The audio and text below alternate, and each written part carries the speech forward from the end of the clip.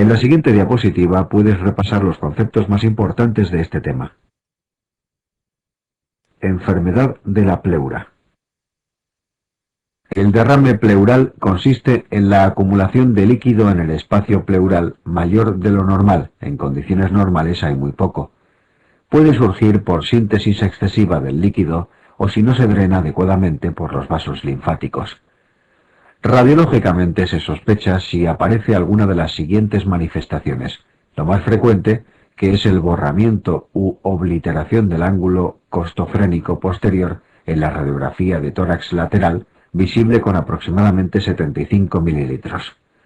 Borramiento del ángulo costofrénico lateral en la proyección posteroanterior, precisa unos 150 mililitros, o lo más típico, que es la opacidad de la base pulmonar con una línea cóncava superior que mira hacia el pulmón, denominada menisco de Damoiseau, precisa mayor cantidad de líquido. Lo primero es la distinción de los derrames en exudados y trasudados. Los trasudados surgen si no funcionan adecuadamente los factores sistémicos que influyen en la síntesis y reabsorción del líquido, en tanto que los exudados obedecen a alteración de factores locales. La causa más común de derrame en los países desarrollados es la insuficiencia cardíaca, trasudado. Otras causas de trasudado son la cirrosis hepática y el síndrome nefrótico. Si consideramos solo los exudados, la causa más común son los derrames paraneumónicos, los derrames malignos, las infecciones víricas y el TEP. Derrame pleural paraneumónico se denomina así al que se asocia con infección bacteriana pulmonar no tuberculosa. El 40% de los pacientes con neumonía bacteriana tiene derrame y su presencia se asocia con una mayor mortalidad. Es la causa más común de exudado. Si excede de 10 milímetros, debe realizarse una toracocentesis. Una decisión importante en los derrames paraneumónicos es la valoración de si colocar o no un tubo de drenaje. Observa en la diapositiva sus indicaciones. Derrame pleural tuberculoso es la causa más común de exudado en algunos países en vías de desarrollo, especialmente en gente joven. El estudio celular muestra un porcentaje de linfocitos mayor al 50%. La reacción en cadena de la polimerasa PCR en busca de ADN de M. tuberculosis está disponible en muchos centros y confiere una alta rentabilidad diagnóstica. El diagnóstico de pleuritis tuberculosa se establece generalmente con la biopsia pleural cerrada. Derrame neoplásico. Los más frecuentes son secundarios a metástasis de carcinoma de pulmón, mama y linfoma. Es la causa más frecuente de derrame sanguinolento. El quilotórax se produce por rotura del conducto torácico, acumulándose linfa en el espacio pleural. La causa más frecuente son los traumatismos y otras veces los tumores mediastínicos como los linfomas. Es típico el aspecto lechoso del líquido con una concentración de triglicéridos mayor de 100 miligramos por decilitro. El tratamiento incluye, independientemente de la causa, nutrición parenteral total o nutrición rica en triglicéridos con ácidos grasos de cadena media que pasan desde la luz intestinal a la sangre directamente sin pasar por la linfa. El pseudoquilotórax tiene un aspecto macroscópico similar al del quilotórax, aunque es menos frecuente. Suelen ser derrames de larga evolución. Las causas más frecuentes son la artritis reumatoide y la tuberculosis. En la siguiente diapositiva puedes repasar los conceptos más importantes de este tema. Es la entrada de aire en el espacio pleural, que despega ambas superficies serosas y provoca un colapso pulmonar, por lo que produce disminución de la capacidad ventilatoria. Tipos. Traumático ocurre en relación con entrada de aire en la cavidad pleural por un traumatismo abierto o cerrado. Una subcategoría es el iatrógeno, que se produce tras maniobras diagnósticas y terapéuticas sobre el pulmón, como la toracocentesis o la punción transtorácica. Espontáneo. Ocurre sin traumatismo previo. El neumotórax espontáneo primario se produce sin enfermedad pulmonar previa conocida. El neumotórax espontáneo secundario ocurre en pacientes con enfermedad pulmonar previa conocida, sobre todo EPOC, y predomina en ancianos. Catamenial, en relación con la menstruación. Aparece en mujeres mayores de 25 años. Es frecuente la recidiva. En el tratamiento se emplean los anovulatorios y, si fracasan, la pleurodesis. En la siguiente diapositiva puedes repasar los conceptos más importantes de este tema. Hipertensión pulmonar. La hipertensión arterial pulmonar se define como la elevación de la presión de la arteria pulmonar media por encima de 25 milímetros de mercurio en reposo o 30 milímetros de mercurio en ejercicio. Puede ser primaria, forma más rara, o aparecer en el seno de enfermedades respiratorias crónicas que cursan con hipoxemia o enfermedades cardíacas, conocida como hipertensión pulmonar secundaria. Es importante recordar que la hipoxemia induce vasodilatación en las arterias sistémicas para aumentar el aporte de oxígeno a los tejidos.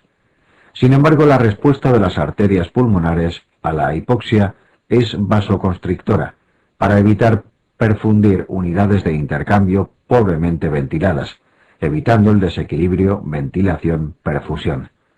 Este efecto es un eficaz mecanismo para compensar la alteración sobre la PO2 que producen las enfermedades pulmonares. Más del 80% de las hipertensiones pulmonares secundarias aparecen en pacientes afectos por EPOC. La hipertensión portal, infección por el VIH, inhalación de cocaína, los fármacos anorexígenos y el aceite de colza desnaturalizado pueden producir una enfermedad similar a la hipertensión pulmonar primaria. La hipertensión pulmonar primaria es una enfermedad caracterizada por la elevación mantenida de la presión arterial pulmonar sin una causa demostrable. Es una enfermedad con una fuerte influencia genética. El 6% de los casos sufren una forma hereditaria de la enfermedad. El gen causante se localiza en el brazo largo del cromosoma 2. La lesión histológica clásicamente asociada con la enfermedad es la arteriopatía pulmonar plexogénica, en la que hay hipertrofia de la media, fibrosis laminar concéntrica de la íntima y lesiones plexiformes, y que puede asociar arteriopatía trombótica. La enfermedad veno-oclusiva pulmonar se describió como otra forma de hipertensión pulmonar primaria, el 10% de casos, pero en la actualidad se cree representa una variante de la forma plexogénica. La hemangiomatosis capilar pulmonar es otra forma de hipertensión pulmonar primaria, que consiste en la proliferación de vasos dilatados de paredes muy finas en el intersticio alveolar con tendencia a la rotura y hemoptisis. Es excepcional. La disnea progresiva es el síntoma más común. El dolor torácico subesternal es común y parece relacionado con insuficiencia coronaria ante el aumento de las necesidades del ventrículo derecho y con la hipoxemia. A veces hay hemoptisis por rotura de aneurismas por la alta presión de la arteria pulmonar. La radiografía de tórax revela protusión de la arteria pulmonar principal y aumento en la anchura de la rama descendente de la arteria pulmonar derecha, oligoemia periférica y cardiomegalía. En la enfermedad veno-oclusiva además se aprecian líneas B de Kerley en ausencia de otros datos de insuficiencia del ventrículo izquierdo. Es necesario el estudio hemodinámico con cateterismo cardíaco para descartar causas secundarias y para demostrar aumento en la presión de la arteria pulmonar y de la aurícula derecha, así como disminución del gasto cardíaco. La presión del enclavamiento capilar pulmonar es normal incluso en la enfermedad veno-oclusiva. Es una enfermedad progresiva para la que no hay curación. La muerte suele ser por progresivo fallo cardíaco derecho y a veces por muerte súbita. El tratamiento con anticoagulantes aumenta la supervivencia, probablemente por prevenir la trombosis in situ en estos pacientes. Hoy en día se recomienda el empleo de anticoagulantes orales en todos los pacientes con hipertensión pulmonar. Además se pueden utilizar calcioantagonistas y análogos de prostaciclina. Dentro de este último grupo, el epoprostenol se emplea en infusión endovenosa continua en los pacientes con test de vasorreactividad negativo en clase funcional 3-4, así como en los que fue positivo. El bosentan es un antagonista de receptores de endotelina, indicado en pacientes con hipertensión pulmonar en clase funcional 2-3, no respondedores en la prueba vasodilatadora o que se deterioran bajo tratamiento crónico con calcioantagonistas. Tromboembolismo pulmonar. La enfermedad tromboembólica venosa, ETV, representa un espectro de enfermedades que engloban tanto la trombosis venosa profunda, TVP, como el tromboembolismo pulmonar, TEP.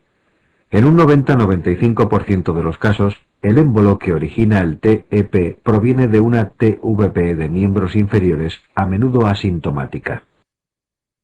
Los factores de riesgo más frecuentes en el embolismo pulmonar son la inmovilización, antecedentes de cirugía, accidente cerebrovascular reciente, historia de ETV previa y neoplasias, sobre todo adenocarcinomas.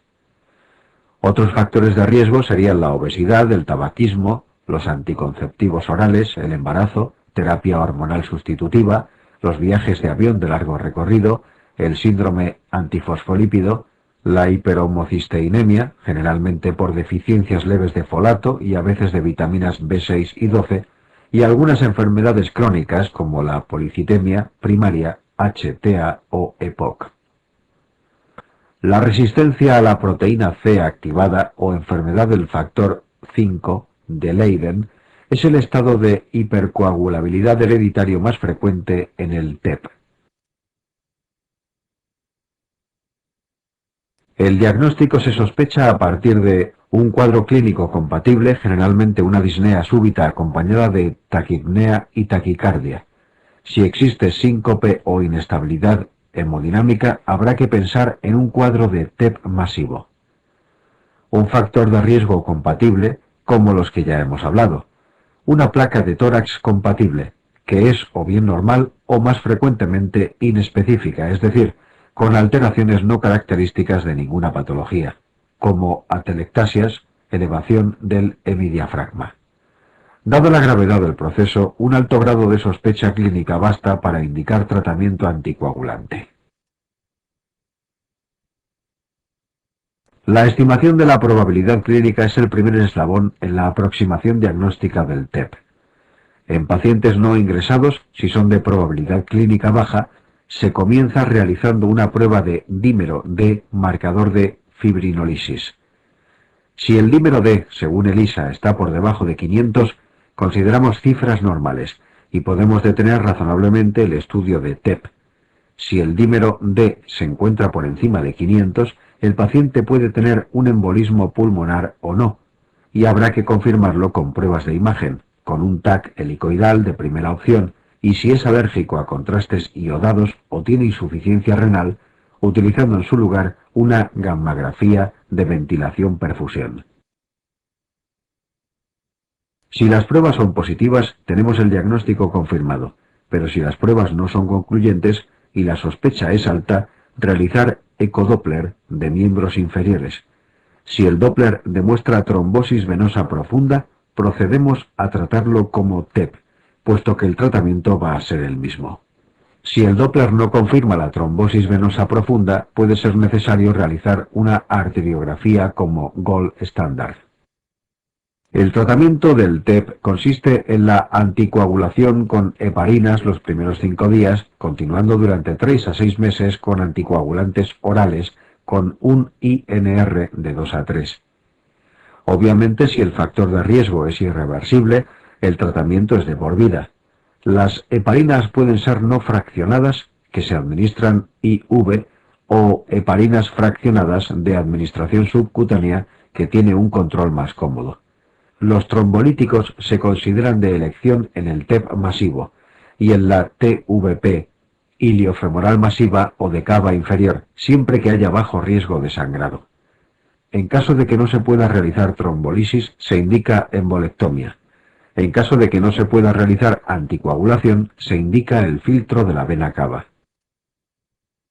En la siguiente diapositiva puedes repasar los conceptos más importantes de este tema.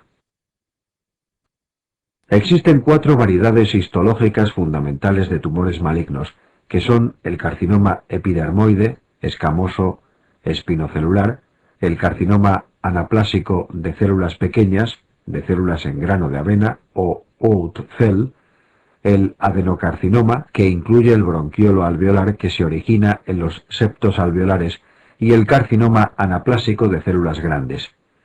El tipo histológico más frecuente en España es el adenocarcinoma. En los últimos años ha aumentado su frecuencia superando al epidermoide. El epidermoide es el que con más frecuencia se cavita, más del 20%, y el de células grandes también lo hace con frecuencia, cercano al 20%. El cáncer de pulmón es en la actualidad el más frecuente del organismo. Existe una clara relación entre el consumo de tabaco, sobre todo de cigarrillos, y el cáncer de pulmón. Esta asociación se observa en el 90% de los pacientes. Algunos contaminantes ambientales, como el asbesto o el radón, son también factores de riesgo para desarrollar una neoplasia pulmonar y además potencian el efecto carcinogénico del tabaco. También parece haber un incremento de riesgo en pacientes de EPOC y FPI. Presenta su máxima incidencia entre los 55 y 65 años. Es más frecuente en hombres, aunque la incidencia en mujeres ha aumentado de manera considerable.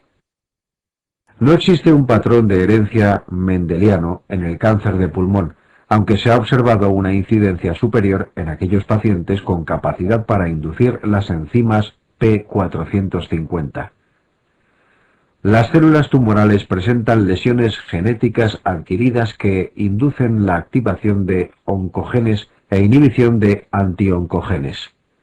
La alteración genética más frecuente es la mutación del P53, mientras que el cromosoma que con mayor frecuencia se encuentra alterado es el 3. Los tumores de pulmón se dividen en carcinomas centrales y periféricos. El epidermoide y anaplásico de células pequeñas suelen aparecer como una masa en grandes bronquios, es decir, centrales, círculo rojo.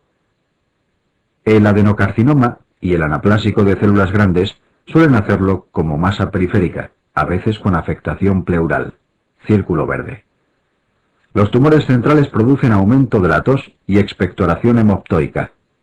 Si es de mayor tamaño, puede originar atelectasia por la obstrucción completa de la luz bronquial y puede infectarse el parénquima distal, produciéndose una neumonitis obstructiva con fiebre y tos productiva, que no se resuelve totalmente con el tratamiento antibiótico. Los tumores periféricos generalmente no dan síntomas hasta fases avanzadas, en que pueden producir dolor por afectación de la pleura o la pared costal y derrame pleural maligno. El síndrome de Pancoast se produce por crecimiento local de un tumor del vértice pulmonar que penetra fácilmente en el canal neural y destruye las raíces nerviosas octava cervical y primera y segunda torácicas. Su causa más frecuente es el cáncer de pulmón, especialmente el epidermoide. Cursa con dolor en el hombro irradiado por todo el borde cubital del brazo. A menudo produce síndrome de Claude-Bernard-Horner. Los síndromes paraneoplásicos son poco frecuentes en la clínica diaria, pero en el MIR caen con bastante frecuencia. Puede haber hipercalcemia e hipofosfatemia por secreción de un péptido, PTH-like, en los carcinomas epidermoides, hiponatremia por secreción inadecuada de ADH o del péptido natriurético atrial, sobre todo el OAT cell, o hipopotasemia por secreción ectópica de ACTH en los microcíticos. A veces los adenocarcinomas presentan osteoartropatía hipertrófica, consistente en acropaquias que asocian periostitis con dolor y tumefacción. La ginecomastia se asocia al anaplásico de células grandes. El diagnóstico requiere confirmación histológica. Generalmente la muestra se obtiene mediante fibrobroncoscopia y realización de biopsia bronquial, si es central, o transbronquial en los periféricos. La estadificación del cáncer de pulmón es una forma de clasificación que nos permite conocer el grado de extensión tumoral, la agresividad, el grado de diseminación y las opciones terapéuticas disponibles en cada estadio. Debes conocer la estadificación TNM con precisión para el examen. Las metástasis hematógenas son muy frecuentes, sobre todo en cerebro, hígado, hueso, médula ósea y suprarrenales, produciendo clínica en esas localizaciones, mientras que es rara la diseminación hematógena al pulmón contralateral. Los síndromes paraneoplásicos son frecuentes. Los tumores que más los producen son los microcíticos. Recuerda que solo debemos realizar estudio cerebral de imagen a los pacientes con tumores microcíticos o a aquellos pacientes con clínica neurológica. Antes de decidirse por la cirugía hay que valorar los criterios de irresecabilidad y de inoperabilidad. La resecabilidad hace referencia a la posibilidad de que el tumor sea oncológicamente resecado, es decir, que el cirujano sea capaz de extirpar todo el tejido tumoral. Dichos criterios se exponen en la siguiente tabla. La operabilidad se refiere a la situación funcional y fisiológica del paciente que le hará resistir la cirugía, dejando suficiente parénquima sano para mantener un adecuado intercambio gaseoso. Dichos criterios aparecen en la siguiente tabla. En los estadios 1 y 2, el tratamiento quirúrgico es de elección, con intención curativa. La indicación terapéutica más conservadora es la lobectomía. En casos de tumores en lóbulo medio o lóbulo inferior derechos, se puede realizar resección conjunta de ambos. Excepcionalmente puede realizarse cirugía muy conservadora, segmentectomía o resección atípica. Los pacientes con estadio 3A presentan un peor pronóstico y por lo tanto deben valorarse con cautela. En aquellos con extensión N1, la cirugía es de elección, mientras que si la afectación linfática es mayor, el tratamiento inicial será la quimioterapia. En el tumor de Pancoast existen dos posibilidades: radioterapia en dosis curativas o radioterapia seguida de resección del tumor y pared torácica, de 3 a 6 semanas después. En ambos casos, la supervivencia es similar.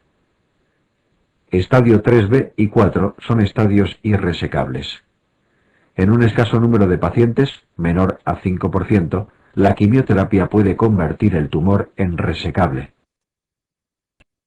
En el carcinoma microcítico, la base del tratamiento es la quimioterapia. En los escasos tumores de detección muy precoz, se realiza extirpación quirúrgica en combinación con quimioterapia. La enfermedad limitada al tórax se trata con quimioterapia y radioterapia torácica, y si existe respuesta, radioterapia holocraneal. La enfermedad extendida se trata solo con quimioterapia. Los nódulos pulmonares son opacificaciones radiológicas de menos de 3 centímetros de diámetro, rodeada de parénquima pulmonar sano con bordes bien delimitados, no asociada a atelectasias o adenopatías. Los factores de riesgo de malignidad son la edad mayor de 35 años, el tabaquismo activo, antecedentes de neoplasia previa y la presencia de calcificación excéntricas. Recuerda que el signo de la corona radiada es altamente sugestivo de malignidad. En la siguiente diapositiva puedes repasar los conceptos más importantes de este tema.